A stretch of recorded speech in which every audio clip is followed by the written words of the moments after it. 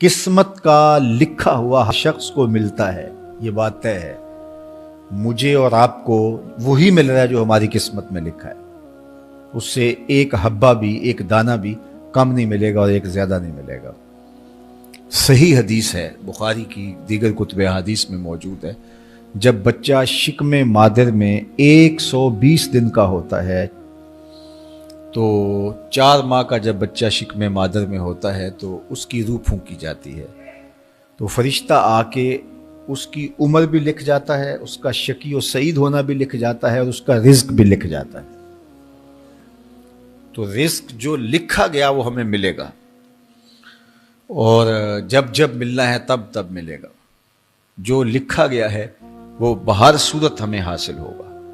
اب وہ جو ہماری قسمت کا رزق ہے اس کے حصول کا ذریعہ کیا ہے؟ بذریعہ حلال ملتا ہے یا اس کے ذرائع حصول کے وہ حرام ہیں؟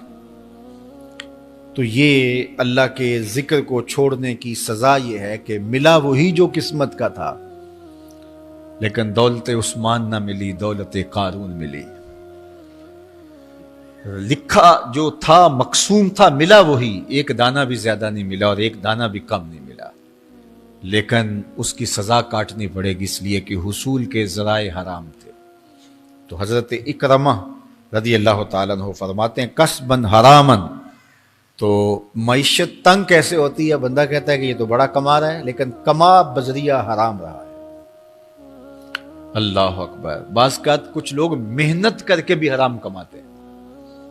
ہم نے دیکھا کہ اس گرمی میں جو لوگ مزدوری کرتے ہیں اور بالخصوص لوہے کی بھٹی پہ جو کام کرنے والے ہیں، کتنا سخت کام ہے، لیکن وہاں بھی جو ہے وہ چاہے 15-20 منٹ جو ہے وہ خیانت کر کے اپنے اس رزق کو حرام بنا لیں اور ناجائز کر لیں، اتنی مشقت کے باوجود بھی کیتی کتری پئی کھو محمد پھر سکہ بنے زردہ۔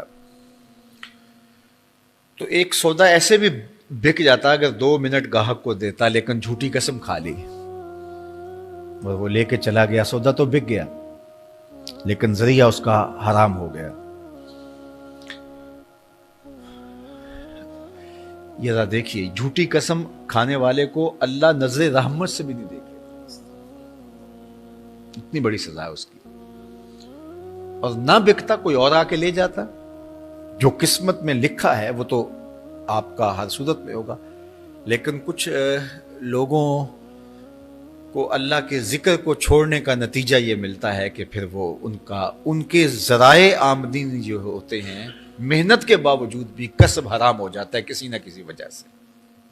کئی لوگ دودھ اکٹھا کرتے رہتے ہیں، آخر میں ایک قطرہ پیشاب کا ڈال دیتے ہیں۔ سادہ مثال آپ کے سامنے رکھوں، کتنی محنت سے وہ کیا تھا، تو اپنی ساری محنت کو ضائع کر دیتے اور حرام کا ٹانکا لگا دیتے، ایک قطرے سے وہ سارا ضائع کر بیٹھتے۔ تو یہ اللہ کے ذکر سے منہ موڑنے کا نتیجہ ہے۔ جب تمہارے دل اللہ کی یاد سے خالی ہو جائیں گے، تمہاری زندگیوں میں قرآن نہیں ہوگا، تمہاری زندگیوں کے اندر اسلام کے اجالے نہیں ہوں گے، تو پھر نتیجہ کیا ہوگا کہ معیشت دنک کیا ہے؟ کسباً حراماً۔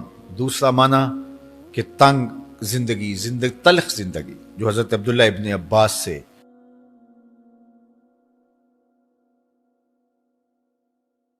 یہ امت خلیفہ بلا فصل، خلیفہ اول، امیر المومنین حضرت سیدنا ابو بکر صدیق رضی اللہ تعالیٰ عنہ کی مرہون منت ہے، ان کی احسان مند ہے۔ اقبال نے کہا تھا امن الناس بر مولائے ما، کلیم اول سینائے ما، ہستی او کشت ملت را چوں ابر، ثانی اسنین و غار و بدر و قبر۔ کہتے ہیں کہ وہ شخص جس نے ہمارے آقا و مولا پہ سب سے زیادہ احسانات کیے، اور میرے آقا کریم نے ارشاد فرمایا میرے اوپر جس نے بھی کوئی نیکی کی میں اس کا بدلہ چکا دیا دنیا پر ہی، لیکن ایک ابو بکر ایسے ہیں جن کی نیکیوں کا بدلہ قیامت کے دن رب ہی چکائے گا۔ یہ حضور علیہ السلام نے ارشاد فرمایا۔ اور پھر میں ما نفعنی مال احد قط، ما نفعنی مال ابی بکر مجھے کسی کے مال نے اتنا نفع نہیں دیا جتنا ابو بکر کے مال نے نفع دیا. اپنا سب کچھ حضور کی راہوں میں نچھاور کر دیا، مال پیش کیا، جان پیش کی، اولاد پیش کی، وقت دیا، ایک ایک سانس حضور کے نام کر دی. کہتے ہیں حضور علیہ السلام کا سایہ نہیں تھا، لیکن ابو بکر رضی اللہ تعالیٰ عنہ سایہ بن کے حضور کے ساتھ رہے، سائے کی طرح حضور کے ساتھ رہے. بدر کے ساتھی، حضر کے ساتھی، سفر کے ساتھی، غار کے ساتھی، حد ہو گئی مزار کے ساتھی. اللہ اکبر. ایک دن حضور ایسے نکل رہے ہیں مسجد نبوی سے تو کوئی لوگ داخل ہو رہے تھے، تو حضور کے دائیں ہاتھ میں ابو بکر کا ہاتھ تھا، بائیں میں حضرت عمر کا ہاتھ تھا. تو حضور ایسے دونوں کے ہاتھ پکڑ کے باہر نکل رہے تھے، تو کسی کو اندر آتے دیکھا تو اس کو دیکھ کر کے کہا قیامت کے دن ہم قبروں سے یوں ہی اٹھائے جائیں گے، میرے دائیں ہاتھ میں ابو بکر کا ہاتھ ہوگا، بائیں ہاتھ میں عمر کا ہاتھ ہوگا. اللہ اکبر. سیدہ کہول اہل الجنہ، جنت کے بوڑھوں کا سردار کہا.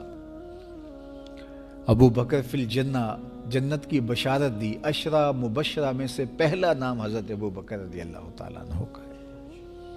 فرمایا میرے 2 وزیر آسمان پہ ہیں، 2 وزیر زمین پہ ہیں. آسمان پہ میرے 2 وزیروں کا نام جبرائیل و میکائیل ہے، اور زمین پہ اوپر میرے 2 جو وزیر ہیں، ایک کا نام ابو بکر ہے، ایک کا نام عمر ہے. تو کیا شان ہے حضرت ابو بکر صدیق رضی اللہ تعالیٰ. ہر نبی کا صحابی عظمتوں کے معراج پہ ہے، لیکن جو شان حضور کے اس جاں نثار کو دی گئی ہے، اللہ اکبر. قرآن نے بھی کہا نا وَثَانِيَ اثْنَيْنِ إِذْ هُمَا فِي الْغَارِ. اللہ اکبر. 2 میں سے دوسرا، اللہ اکبر. جب وہ غار میں تھے، 2 میں سے دوسرا. اس لفظ کی خوبصورتی ملاحظہ کیجئے، 2 میں سے دوسرا.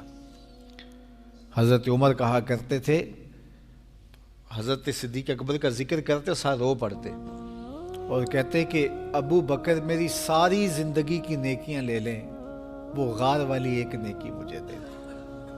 ساری نیکیاں زندگی کی ابو بکر لے لیں، ایک نیکی غار والی مجھے دے دیں. تو ان کی ساری نیکیاں ایک طرف اور ابو بکر کی ایک نیکی ایک طرف. اور حضرت عمر کہا کرتے تھے کاش میں ابو بکر کے سینے کا بال ہی ہوتا. کوئی کم شان ہے؟ یہ حضرت عمر کہہ رہے ہیں. یہ عمر جس کے بارے میں میرے حضور علیہ السلام نے فرمایا کہ میرے بعد اگر نبوت کا دروازہ بند نہ ہوا ہوتا، میرے بعد اگر کسی نے نبی ہونا ہوتا تو وہ عمر ہوتا. اتنی شانوں کے مالک. ان الشیطان یفر من ظل عمر، شیطان عمر کے سائے کو دیکھ کے بھاگ جاتا ہے. وہ عمر کہہ رہے ہیں کاش میں ابو بکر کے سینے پر اگا ہوا بال ہی ہوتا. یہ شان ہے، یہ عظمت ہے. سارے حضور کے صحابی عظمتوں کے معراج پر، لیکن ان کی شان ہی وکری ہے. کسی پنجاب شاعر نے کہا کہ سارے یار نبی دے سونے، نہیں کوئی اینا یاراں ورگا، نہ کوئی ہویا نہ کوئی ہوسی، اینا جان نثاراں ورگا، نہ اس دھرتی پیدا کیتا، اینا یاراں ورگا، اعظم شان صدیق کی دساں اکو یار ہزاراں ورگا.